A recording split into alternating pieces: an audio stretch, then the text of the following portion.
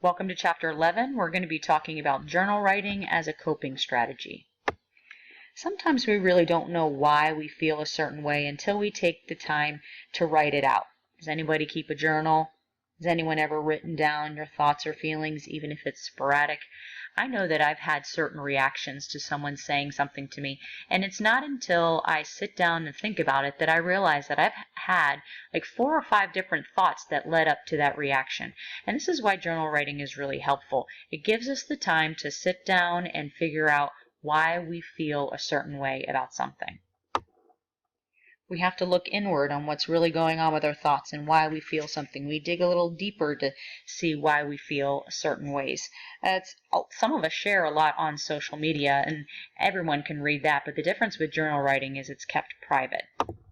Here's a little personal story. My brother and I were pretty close. We talked about everything, and one day he met this girl, and overnight I was out of the picture. She was the one that he was talking to about what to wear and issues in high school, and I have to say at that time I really didn't like her. Well, I had recently found a journal entry I had made, and I didn't do this consistently by any means, but I wrote about this and how I felt. And this is what I wrote. I know this is how relationships work. You talk to each other about important things, getting to know each other, and that role that I had is now hers, and rightfully so. I just feel lost in the shuffle. And it was really important for me to figure that out because I knew that the relationship wasn't bad, and it wasn't bad that he was in one. I just felt like I was lost in the shuffle, and at that time in his life, he just wasn't mature enough to realize that, I was still there and I was important, and it would have been nice to continue a relationship. You guys all know somebody who dates somebody and they're kind of gone, and you're like, oh, there goes my friend, until they break up, and then they hang out with you again. It was kind of the same thing there, but it was really helpful for me not to get mad because I understood that what he was doing was natural for a relationship. I just didn't care for the way he handled it, but it made me feel a lot better and have that stress kind of released a little. So here's some research on the health effects of journaling. It seems to increase our immune function. It decreases our blood pressure and cholesterol levels and stress levels.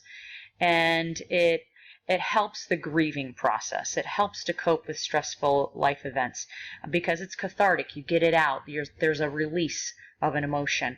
It's even been proven to be very helpful for wives of Iraq war veterans or any war veteran. Short-term effects, again, there's that word catharsis. It lets us release our emotions about what's going on. Long-term effects, we can see patterns when we read back from our journal entries to see if there's certain behaviors or things that we say, like I can't, or I'll do that later, or I don't really like this, I don't really like that. Things that we think on a regular basis, we can see patterns when we look back at our journal writings. So this is not a formula that you need to follow, but just some ideas that might help get the ball rolling so you can deal with some perceived stressors. Identifying stressful situations.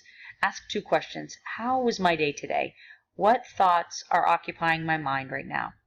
Identify the emotion with these issues. Try and figure out what you feel about a certain situation, and then as why do I feel sad? Why do I feel angry? Why do I feel happy? And then consider some creative solutions to problems. Once you know the emotion and why you feel that way, think of ways to resolve it that you would be okay with. Sometimes it helps to just take a deep breath before you start writing. It is nice to label your entries so when you look back later you know exactly when you wrote something. And it does not matter if you have foul language in your journal writings or your sentence structure is the same. On censorship, it doesn't matter. This is for you and you're getting out your emotions. And a private place usually does help too, so you have time to concentrate. Don't forget about writing poetry. Sometimes the structure of a poem can actually give us an order out of crazy life circumstances. There's a couple different styles and themes that we can use for journal writing if we have writer's block to get things kind of moving along. And what I want you to do is get out a piece of paper. Just pause this lecture and get a piece of paper and follow along with me for this Buzane style. Okay, so what I want you to do, well, the Buzane style is supposed to use the left and the right side of the brain. So what you do is make a vertical line down your paper. And on the left-hand side, you want to write down thoughts like what you have to do for the day. Finish writing a paper, writing my journal entry for this week for stress management, have to go grocery shopping. So write 3 things down. And then on the right-hand side, you want to make a circle in the middle at that section. And in the middle of that circle, you write, I feel. And then you draw a line out from this line that describes how you feel in at least 3 words. And I usually draw a couple of lines out. And I'll say whatever's going on in that day. Sad you moved, pertaining to one of my friends. Glad school's done. Bored in class. You get the point. So this is supposed to get you focused in your mind, ready to write, or having more order to your thoughts. And then our next method is a little stricter. They want you to come up with a specific time to write at least 3 times a week. You can do that or just do this second part. The main point of this style is to ask yourself, if you write down, what do I mean by blank? What do I mean by sad?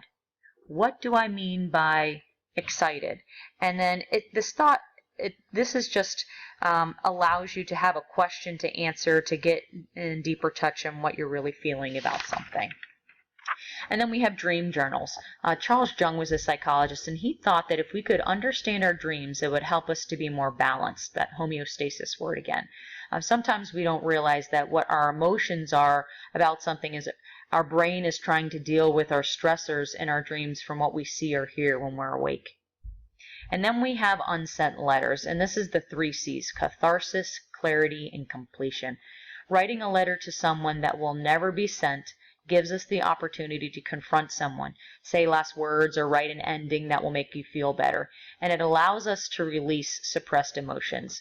We all carry emotional baggage. When we write an unsent letter, it helps us to relieve that load. Again, the full intention is that the letter is never sent and you destroy it in some way. You crumble it up, you throw it away, you burn it, whatever you want to do. Good quality journal writing has several purposes.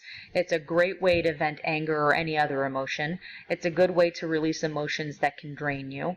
It helps to map out a resolution.